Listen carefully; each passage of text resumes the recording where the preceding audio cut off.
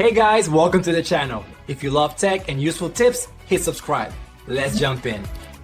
Deflating a Riddell SpeedFlex helmet is a straightforward process crucial for proper maintenance, fitting adjustments, storage, or even shipping. The SpeedFlex, renowned for its advanced impact protection, utilizes an internal air bladder system to provide a customized and secure fit around the player's head and jaw.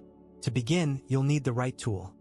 A standard athletic inflation needle, often referred to as a sports ball needle, which is the same type used for footballs or basketballs. Ensure the needle is clean and free of burrs to prevent damage to the helmet's air valve. While a pump isn't strictly necessary for deflation, having one nearby can be useful for reinflation or if you want to initially identify the inflation points by adding a tiny bit of air first. The Riddell SpeedFlex typically features multiple inflation points, usually located near the jaw pads, on the crown of the helmet, and sometimes at the rear neck area, depending on the specific model and liner system. These points are small, recessed holes, often marked with a tiny air or a similar indicator, designed to accept the inflation needle. To deflate the helmet, carefully insert the tip of the inflation needle into one of these air valve holes. You'll feel a slight resistance as the needle passes through the valve seal. Once the needle is fully inserted, you should immediately hear the air beginning to escape.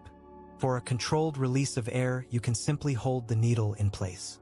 To expedite the process, gently twist the needle slightly or angle it within the valve. This manipulation often helps to fully open the internal valve mechanism, allowing air to escape more rapidly. It's important not to force the needle or insert it at an extreme angle, as this could potentially damage the internal bladder or the valve itself, leading to leaks or future inflation issues.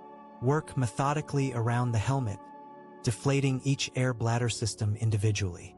Start with the jaw pads, then move to the crown, and finally any rear neck bladders. You can usually confirm deflation by gently pressing on the helmet's interior pads. They should feel soft and yield easily, indicating the air has been released.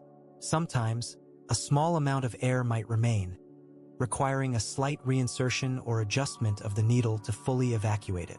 Listen for the distinct hiss of escaping air. If you don't hear it, the needle might not be fully inserted or properly engaged with the valve. Never use sharp objects other than a purpose-designed inflation needle, as this will inevitably puncture the bladder system, rendering it unusable and requiring costly repairs or replacement. Once all the air bladders are fully deflated, the internal padding will become significantly softer and more pliable, making the helmet easier to clean, pack, or store. This complete deflation is especially important for long-term storage or shipping, as it minimizes stress on the internal components and prevents potential pressure changes from affecting the helmet's integrity. Always double-check each inflation point to ensure no air remains if a complete deflation is your goal. For reinflation, simply attach your pump and use the same inflation points, following the manufacturer's recommended pressure guidelines, which are usually found on a sticker inside the helmet or in its manual. Thank you for watching, and please remember to like and subscribe for more helmet maintenance tips.